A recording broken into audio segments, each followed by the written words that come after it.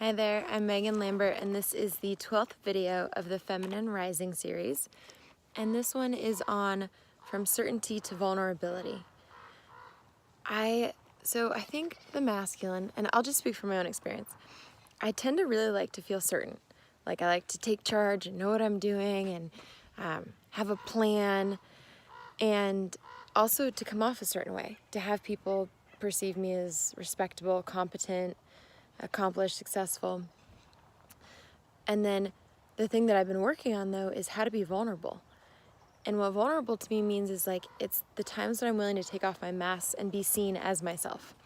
And I think the feminine asks us to be vulnerable. The feminine doesn't care so much about your accomplishments, your title, your job description, what you've done. The feminine wants to know, how does your heart feel? What are your desires? Like, how is your emotions? What are the things that you hope no one ever finds out about you? That's what the feminine wants to know. And I'm seeing this all over, like in companies. They're saying, if you can create a culture where people are allowed to make mistakes, that can help you with innovation. Making mistakes and talking about it is a form of vulnerability.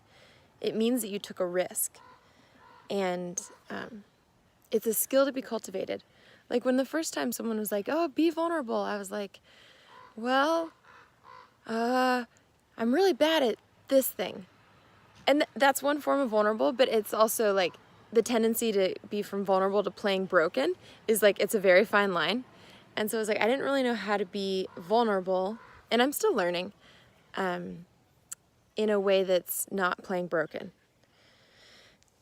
So like, for example, these videos are vulnerable to me. I'm like, I don't know if anyone's gonna listen. I don't know if anyone cares. I don't know if what I have to say is useful, but there's the willingness, like I'm just willing to be seen. I'm just willing to talk, make a video, see what happens. And the times I know I'm actually being vulnerable is when it's like that shaky, quivery, uncertainty feeling, where it's like, this like trembling nervousness. That's when I know I'm being vulnerable. Like when I reach out and I tell someone like, I really want to connect with you, and I keep thinking about it, and I don't quite yet know how I want to, or like how to do it, but I want to. Like that's vulnerable. Or, it could be your friend being like, hey, I miss you. I haven't talked to you in a while. Or saying I'm sorry is vulnerable too.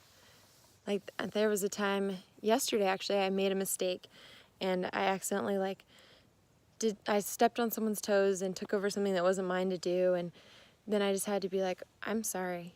Like I didn't mean to. I can see how that impacted you. But it's hard. But the benefit of being vulnerable is it's like, that's where actual connection lies.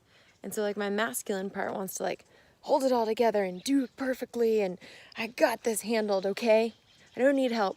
There's always the joke like the men are the ones that don't want to ask for directions when they're driving.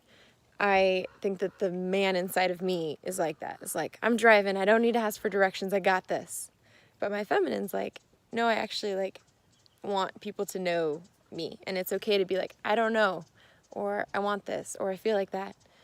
So that is this video. My question that I'm going to leave you with is,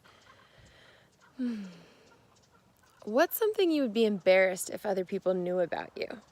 And then how can you start to just share those kind of quivery, uncertain things that you feel inside and bring them out and share them with another person? Practice being vulnerable.